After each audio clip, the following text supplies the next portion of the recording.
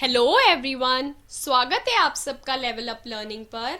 आज की इस वीडियो में मैं DEC 2 के कुछ बहुत ही महत्वपूर्ण प्रश्न और उनके उत्तर डिस्कस करने वाली हूँ। आप इस वीडियो को एक रिवीजन वीडियो के तौर पर देख सकते हो, क्योंकि मैं इसमें बहुत से महत्वपूर्ण टॉपिक्स कवर करूंगी क्वेश्चन आंसर्स की फॉर्म में। अगर आपको इन इम्पॉर्टेंट क्वेश्चन आंसर्स की PDF चाहिए हो तो नीचे कांटेक्ट डिटेल्स गिवन है, आप वहां से कांटेक्ट करके ले सकते हो। हर ईयर एग्जाम से पहले मैं इनके अंदर कुछ और इम्पॉर्टेंट क्वेश्चंस ऐड ऑन करती रहती हूँ। तो स्टार्ट करते हैं आज के पहले प्रश्न से। पोषणात्मक स्तर सूचक के बारे में लिखो। अब ये जो पोषणात्मक स्तर सूचक हैं उनके बारे में लिखो। जनरली ये एक छोटा टॉपिक है तो 5 मार्क्स का क्वेश्चन आने के चांस होते हैं। तो डिस्कस करते हैं इसके आंसर को। जब भी हमारे भोजन में किसी पोषक तत्व की कमी होती है तो हमारे शरीर में उस कमी के लक्षण दिखने लगते हैं। अब मान लो हमारे शरीर के अंदर हमारे जब भोजन में किसी एक पोषण तत्व की कमी है तो उसकी फिर हमारी कमी बॉडी के अंदर हो गई, तो धीरे धीरे क्या होगा, हमारे अंदर वो लक्षण दिखने लग जाएंगे कि हाँ, इस बच्चे के अंदर इस चीज की कमी है। पोषक तत्वों की कमी को निम्नलिखित तरीकों से मापा जा सकता है। अब हम देखते हैं कि उनको कैसे मापा जा सकता है। कम जन्म भार की व्याप्ति। अब 2500 ग्राम से कम जन्म भार वाले बच्चे को कम जन्म भार वाला बच्चा माना जाता है।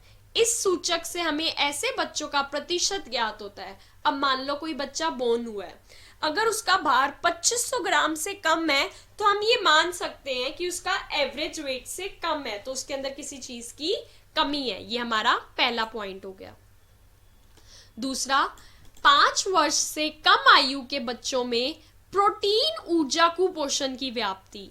इस सूचक से 5 वर्ष से कम आयु के उन बच्चों का प्रतिशत ज्ञात होता है जिन्हें कुछ मानवित्तीय मापों के आधार पर प्रोटीन ऊर्जा कुपोषण से ग्रस्त माना जा सकता है।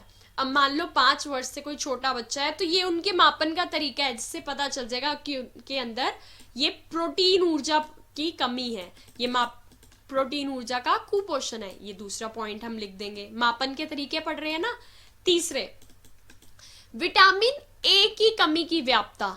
विटामिन ए की कमी का पहला लक्षण रतौंधी है। ये होती है ना एक बीमारी, जब आपके फूड में विटामिन ए की कमी रह जाती है तो उन बच्चों को रतौंधी हो जाती है, जिससे आंखों की रोशनी भी चली जाती है।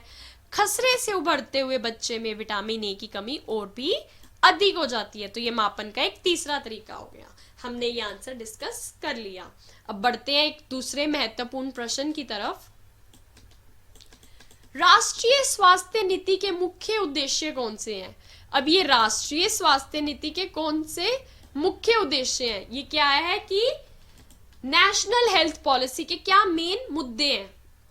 पॉइंट्स की फॉर्म में डिस्कस करेंगे। ये भी 5 मार्क्स का आने का चांस होता है, ज्यादा बड़ा नहीं, 5 मार्क्स का ही आएगा अगर आ गया तो। स्वास्थ्य सेवाओं को लोगों के घर के नजदीक ही उपलब्ध करवाना। अब ये जो लोग स्वास्थ्य सेवाएं होती हैं, बच्चों हॉस्पिटल चाहिए होता है या डिस्पेंसरी चाहिए होता है, कोशिश करना कि लोगों के घर के नजदीक ही उपलब्ध करवाया जाए। राष्ट्रीय चिकित्सा और स्वास्थ्य शिक्षा नीति तैयार करना, ये भी उनका एक उद्देश्य है। फिर तीसरा, स्वास्थ्य देखभाल सुविधाओं के वितरण के लिए गैर सरकारी संस्थाओं को भी सहभागी बनाना। अब प्राइवेट चीजों को, मतलब जो सरकारी के अंदर नहीं भी आते, उनको भी सहभागी बनाना ताकि उनका वितरण, स्वास्थ्य देखभाल सुविधाओं का वितरण अच्छे से बड़े लेवल पर कर पाए। स्वास्थ्य देखभाल के लिए रोगों की रोकथाम तथा स्वर्धक पहलुओं पर अधिक बल देना, कि बच्चों के ना जो रोग को बहुत कॉमन है, बहुत बार बार होते हैं, उनकी रोकथाम पर ध्यान देना। स्कूली विद्यार्थियों को संगठित सुविधाएं प्रदान करना। जो स्कूल के बच्चे होते हैं उनको संगठित सुविधाएं प्रोवाइड करना। समुदाय की स्वास्थ्य संबंधी आवश्यकताओं को सामने लाने के लिए प्रत्येक गांव में स्वास्थ्य कमेटी का निर्माण करना। स्वास्थ्य कमेटी का निर्माण करना ताकि उससे वहां के लोगों की जितने भी स्वास्थ्य संबंधी आवश्यकताएं वो पूरी हो सके।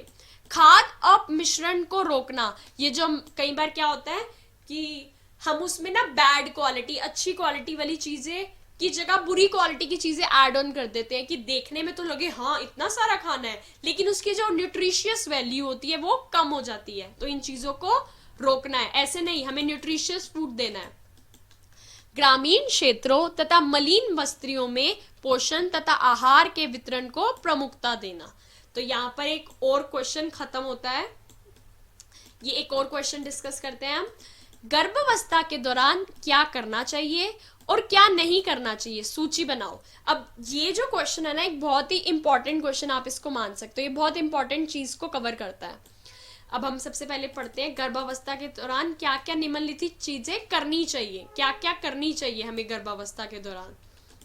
गर्भवती स्त्री के आहार में अनाज, दूध तथा दूध से बने पदार्थ, दालें तथा हरी पत्तेदार सब्जियां अधिक मात्रा में सम्मिलित करो ताकि वो गर्भवती स्त्री की हेल्थ अच्छी रहे। खाना बनाने के लिए आयोडीन युक्त नमक का प्रयोग करो, खाना बनाते वक्त ना आयोडीन युक्त नमक का प्रयोग करो। गर्भवती महिला को आहारों के बीच के समय में तरल पदार्थों को पीने की सलाह दो कि वो ज्यादा से ज्यादा तरल पदार्थ बीच बीच में पीती रहे ताकि उनका डाइजेशन अच्छा रहे।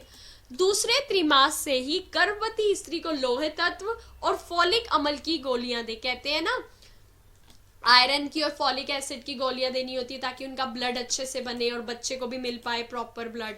मुख्य आहारों के बीच पौष्टिक अल्पाहार देते रहो, लंच, ब्रेकफास्ट, डिनर ये तो कर ही रहे हैं, लेकिन बीच बीच में उन्हें कुछ ना कुछ पौष्टिक आहार देते रहो।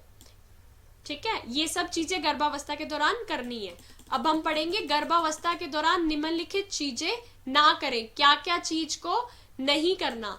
गर्भवती स्त्री को अधिक सुवास वाले भोजन ना परोसे, डाइजेस्ट नहीं कर पाते वो।